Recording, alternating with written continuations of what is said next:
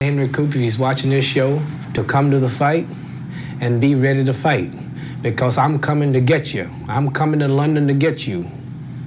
And after I'm through beating him, I think he'll have to join the Beatles and be a singer. Welcome to What About Boxing? Tonight we're dissecting the fascinating world of psychological warfare in boxing, a sport where the physical demands are monumental, but the mental battles can be even more decisive. We're talking about the art of disrupting an opponent's mental state, and conversely, the internal skills boxers use to fortify their own. It's not just about who throws the hardest punch or has the fastest feet. It's about who can win the fight in their head, and more importantly, in their opponent's head. Think about it. Doubt, frustration, fear. These are powerful weapons that can make even the most skilled fighter prone to mistakes. Let's start with the external tactics, the ones designed to get under an opponent's skin. The most obvious and often most entertaining is trash talk. It's an art form in itself, designed to needle, to mock, to belittle, and to plant seeds of doubt. Who better to exemplify this than the master Muhammad Ali? Ali was a poet of pugilism, his rhymes and taunts legendary. Before his first fight with Sonny Liston, Ali, then Cassius Clay, relentlessly called Liston the big ugly bear and declared, "I am the greatest." He was young, brash, and completely unapologetic. This wasn't just showmanship, it was a deliberate strategy. Liston, a formidable and feared champion, was not used to such disrespect. Ali aimed to get Liston angry, to throw him off his methodical game, and it worked. Ali famously upset Liston, claiming the heavyweight title. Well, when you say you're ready to go to war right now... I see that barrel in the street, I'll beat him before the fight. You'd actually take him on before the fight? Beat him like I'm his daddy. I saw Sonny Liston a few days ago, Cassius. Ain't he ugly? He's too ugly to be the world's champ. The world's champ should be pretty like me. Beyond verbal jabs, we have intimidation. This can be a silent, brooding presence or an overt display of dominance. Think about the weigh-ins, the stare-downs, the way a fighter carries themselves.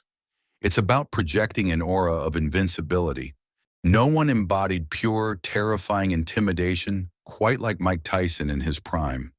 His walk to the ring, his intense stare, the raw power he exuded, it was palpable. Opponents would sometimes look beaten before they even stepped between the ropes. There are countless stories of fighters freezing, of their game plans falling apart, simply from being in the presence of Iron Mike. His mere reputation, fueled by highlight reels of brutal knockouts, was a form of psychological warfare that often won fights before they truly began. Then there's misdirection, a more subtle but equally effective tactic. This involves feigning weaknesses, hiding strengths, or making an opponent overthink. It's about creating confusion and uncertainty. A great example here is Floyd Mayweather Jr. While he was also a master of trash talk, Mayweather often used misdirection in his pre-fight training camps and interviews. He might intentionally let certain weaknesses be perceived or suggest a strategy that he had no intention of using. This kept his opponents guessing, forcing them to train for multiple scenarios, ultimately draining their mental energy and focus before the fight even started. His defensive genius was often disguised by a calculated, almost lackadaisical confidence that lured opponents into his traps. Now, while all these external tactics are aimed at dismantling an opponent, boxers also employ powerful internal psychological skills to maintain their own focus and build mental resilience. Because if you can't control your own mind, all the trash talk in the world won't save you. One of the most critical internal tools is visualization. This is where a fighter mentally rehearses the fight, picturing themselves performing perfectly, landing combinations, defending effectively, and ultimately winning. Many champions have spoken about the power of visualization, but Sugar Ray Leonard was particularly adept at it. He would spend hours visualizing not just the fight, but specific scenarios within the fight. He'd imagine how his opponent would react, how he would counter, and how he would maintain composure under pressure. This mental rehearsal built confidence and prepared him for every conceivable moment in the ring. Another powerful technique is positive self-talk. This is the internal dialogue a boxer has with themselves, affirming their strengths, reminding themselves of their training, and shutting down any negative thoughts or doubts. Think about Manny Pacquiao.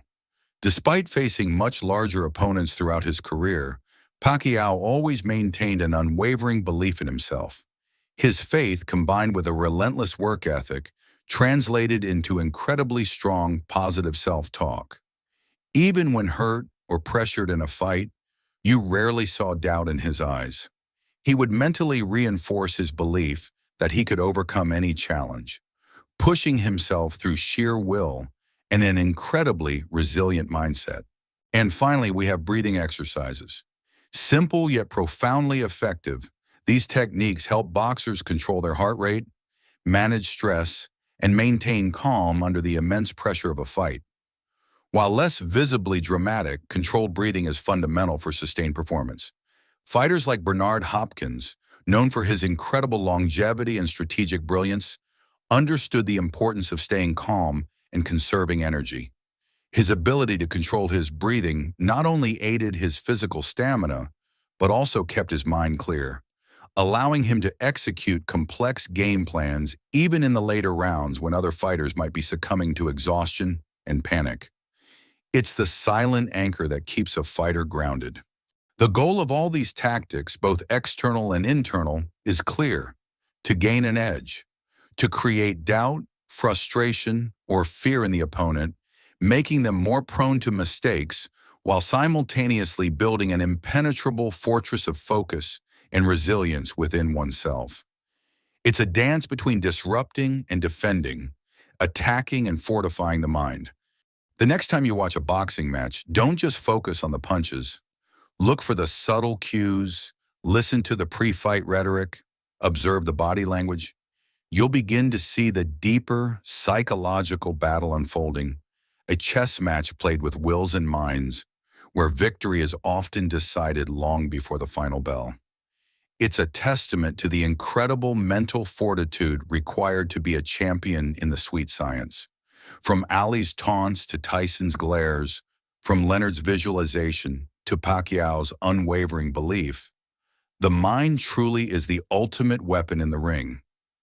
That's all for today. If you had to choose, which is the more effective weapon? External psychological warfare, like trash talk, or internal focus like visualization?